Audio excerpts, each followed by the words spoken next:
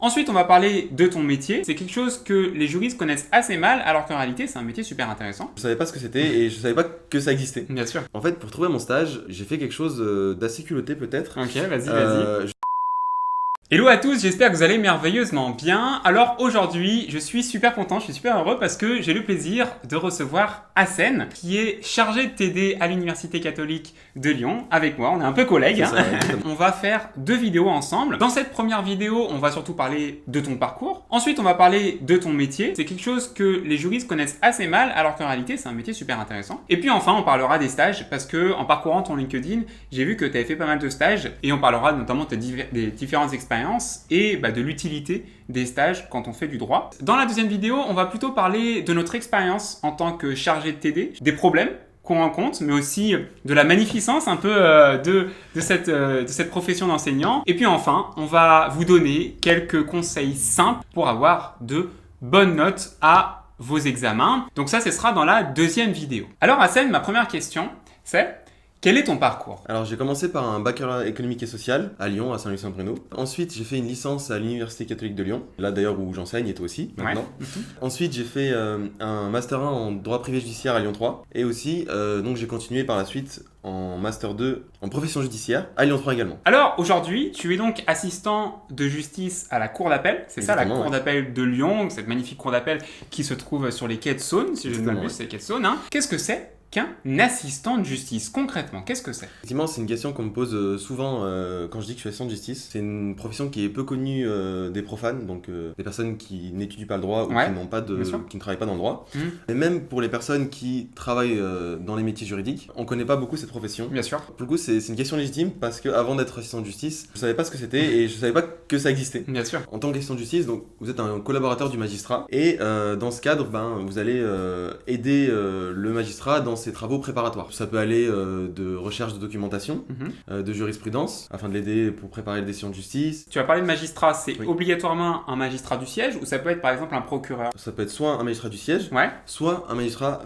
du parquet. D'accord, ok. Moi, je suis placé auprès de magistrats du siège, donc à la 8e chambre civile à la cour d'appel de Lyon, et on est spécialisé dans le contentieux de la construction et aussi des référés. La profession donc d'assistant de justice, tu es amené à aider le magistrat dans ses recherches, dans ses documentations, dans ses jurisprudences, mais également dans la rédaction de notes de synthèse. La note de synthèse, ça consiste en quoi? C'est une préparation du dossier en amont et qui permet au magistrat d'avoir une connaissance globale du dossier. Une espèce de rapport quelque part, Oui, voilà, un c'est rapport ça, un peu c'est ça. synthétique Voilà, sur l'affaire en question. exactement. Je dirais que c'est une sorte de fiche d'arrêt, Ouais, mais un peu plus développé. poussée. Voilà, Fiche exactement. d'arrêt plus quoi. Exactement. Mais en plus, l'assistant de justice, il peut être amené à rédiger des projets de décision sous instruction du magistrat. C'est un exercice qui est un peu plus poussé et un peu plus intéressant pour le coup. Et ça permet de se projeter dans le métier de magistrat pour ceux qui veulent passer par exemple le concours de la magistrature.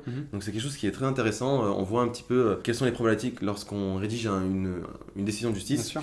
Je précise, c'est simplement un projet de décision. Ouais. Le magistrat va vous donner des instructions et ensuite, sur la base de ces instructions, vous allez pouvoir préparer le projet de décision. Par la suite, il sera soumis au magistrat, fort probablement modifié, mais ça donne une certaine base et puis ça permet de progresser dans la rédaction juridique et aussi d'effectuer des recherches plus poussées sur de nombreux domaines. Moi, je suis pas spécialisé en droit de la construction. Ouais, bien sûr. Ouais. Pour le coup, je travaille donc dans une chambre spécialisée en droit de la construction. Et ça m'a permis donc d'approfondir mes connaissances, de pousser mes connaissances dans ce domaine-là. Droit des biens, droit immobilier, droit de la Exactement. construction, l'urbanisme. Exactement. Et je trouve que c'est une matière très intéressante parce que ça permet de mêler plusieurs matières C'est vrai. dans une seule. Ce qui est également intéressant dans la chambre dans laquelle je travaille, c'est qu'on est aussi amené à traiter des référés. Et pour le coup, là, les référés... Tu peux rappeler ce que c'est qu'un référé juste avant d'aller plus loin? Ouais, alors un référé, c'est une procédure qu'on va utiliser dans le cadre d'une urgence, mais pas nécessairement. Ça peut être également pour mettre fin à un trouble imminent sur un bien ou... Et un référé expertise un peu aussi parfois. Oui, alors effectivement, le référé peut être utilisé dans le cadre d'une expertise. Lorsque vous voulez demander une expertise judiciaire, vous allez passer par un référé. Et je pense que notamment en ton domaine, en plus, voilà. il doit y en avoir un petit peu quand même des expertises au niveau immobilier. Oui. Et donc, alors, tu es assistant de justice, mais ma question, parce que je pense que ça vous intéresse aussi, et je pense que ça peut susciter des vocations, ça peut intéresser les étudiants. Comment on devient assistant de justice. Toi, comment t'es devenu assistant de justice? Pour être assistant de justice, il y a tout d'abord des prérequis, des obligations au niveau du diplôme. Ok, Donc il faut au minimum un bac plus 4. Donc il faut avoir un master 1 pour pouvoir être assistant de justice. d'accord. Tu me disais aussi qu'il y avait pas mal d'assistants de justice qui étaient par exemple en même temps assistants de justice et qui préparaient des concours. Oui. RFPA, ENM. Voilà, exactement. Ça peut être le CRFPA, l'ENM. Globalement, c'est plus la fonction publique, Ok. mais il y a également quelques assistants de justice qui préparent l'examen du barreau. C'est assez varié. Ça permet aussi d'échanger avec les autres assistants de justice. Donc je trouve que c'est un métier qui est très enrichissant. Ouais, et tu rencontres plein de monde. Exactement. Ça permet de rencontrer des magistrats, des greffiers, tout ce qui gravite autour de la justice, des avocats également. Et de bien comprendre le fonctionnement intérieur, Exactement. interne de la Exactement. justice aussi, de voir concrètement comment s'applique la justice au quotidien. Exactement. Pour devenir assistant de justice, alors moi, je suis devenu assistant de justice suite à mon stage au tribunal judiciaire. Mhm. Au niveau de la cour d'appel, on cherchait de nombreux assistants de justice. C'est vrai que c'est rare qu'on trouve des postes d'assistants de justice publiés sur Internet. C'est plus souvent par le biais de réseaux internes Ouais. Mhm. qu'on va pouvoir postuler Mhm. et être recontacté. Moi, j'ai été recontacté en fait suite à mon stage, ton stage. au tribunal judiciaire, également grâce à ma directrice de master Ok. qui était en relation avec la cour d'appel et aussi le tribunal judiciaire. Pour le coup, j'invite aussi les étudiants qui aimeraient être assistants de justice Ouais. et qui ne trouvent pas donc ces postes publiés sur Internet Mm. à ne pas hésiter à postuler de manière spontanée Mhm. auprès des juridictions, puisque même si les postes ne sont pas publiés sur Internet, Mhm. ils recherchent assez régulièrement des postes d'assistant de justice, Mhm. et le fait de postuler spontanément, ça peut être intéressant, puisque dans tous les cas, les CV sont gardés, Mhm. et en cas de postes vacants, les juridictions rappelleront Ouais. nécessairement les personnes Les anciens. voilà, Mhm. D'accord. exact, qui postulent spontanément. Et alors, est-ce que tu peux nous parler un peu de tes différentes expériences de stage, ce Ouais. que tu as fait? Alors, J'ai vu que tu avais fait différents Effectivement. stages. Ouais. Comment ça s'est passé? Ce que tu as fait? Où est-ce que tu les as fait? Je fais essentiellement des stages en cabinet d'avocat, pour le coup. Ok, d'accord.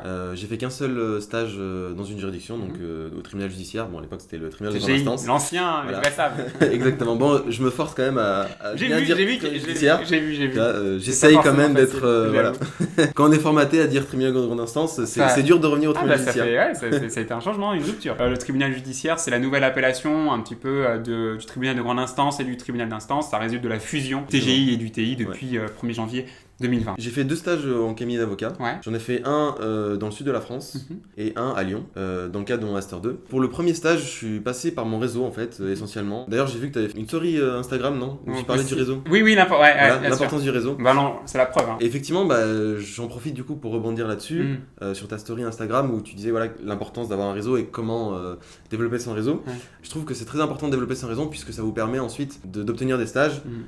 Comme du coup, moi, j'ai pu trouver un stage suite à mon Master 1 de par mon réseau. Alors, c'était un cabinet général puisqu'il y avait plusieurs avocats, chacun spécialisé dans un domaine. Donc, j'ai pu travailler un peu sur des dossiers différents. Ouais. Et ça permet ensuite aussi de voir de façon concrète. Ouais. Comment ça s'applique? Et voilà, exactement. Et les débouchés d'un parcours juridique.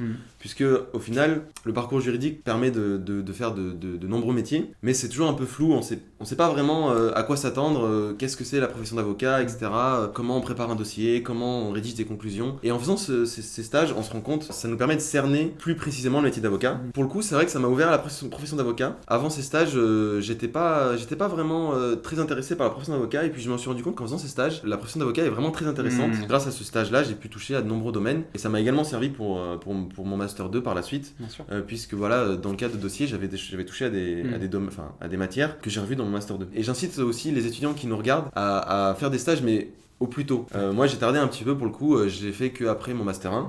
Et je pense que c'est dommage et que j'aurais dû chercher avant, peut-être dès ma L1 ou dès la L2, à faire des stages. Certains étudiants sont un peu perdus sur voilà, ce qu'ils veulent faire L'orientation, après. souvent, Voilà, ouais, souvent. exactement. Et faire des stages au plus tôt, ça permet de répondre à cette question plus vite. Je pense qu'il y aura une question qui va tout de suite les interpeller, c'est comment on trouve un stage, parce que moi c'est une question que je reçois souvent. Ouais. Tu vois où je veux en venir. Comment on trouve un stage quand on connaît personne dans le domaine? Et ben pour le coup, mon deuxième stage, là je suis pas passé par le biais de mon réseau, donc pour trouver mon stage de Master 2, donc dans le cas de mon Master 2, il y avait un stage de 3 mois à faire, donc moi j'avais privilégié le stage en juridiction, et du coup j'ai fait ensuite un stage de 1 mois en cabinet d'avocat. Et pour le coup, c'est vrai que sur Lyon, je connaissais pas beaucoup d'avocats, voire pas du tout en fait. Bien sûr. En fait, pour trouver mon stage, j'ai fait quelque chose d'assez culotté peut-être. Ok, vas-y. Je savais qu'en fait, il y avait pas mal de chargés TD qui étaient avocats à Lyon 3. Et je suis allé en fait à la fin du cours de chacun de ces chargés TD pour leur donner mon CV et ma lettre de motivation. Alors que c'était pas mes chargés TD. En fait. Je savais en fait qu'ils étaient avocats. c'est bien. Et de par mes connaissances qui étaient aussi à la fac, que potentiellement ils pouvaient rechercher un stagiaire. Et voilà, je suis allé à la fin du cours et je me suis dit, il faut tenter. Enfin, je leur ai donné un CV et une lettre de motivation et au final ça a payé. Le culot, Ouais. le culot. Un conseil, le culot, mais c'est ça un petit Exactement. Il faut oser en fait. Peut-être que si j'avais pas fait ça, Mhm. j'aurais eu plus de mal à trouver. J'ai été rappelé au bout d'une semaine alors que j'avais posé que 2 ou 3 lettres de motivation. D'accord, ouais. Alors que pour le coup, certains de mes camarades du Master 2, ont dû ramer un peu plus. Ouais. Parce que voilà, ils passaient par des chemins plus classiques, c'est-à-dire envoyer sur internet un C'est ça. CV, une lettre de Bien motivation. J'étais directement en contact avec l'avocat Mhm. et il a pu voir du coup que j'étais motivé à Ouais. l'idée de chercher un C'est stage. terminé, ouais, bien sûr.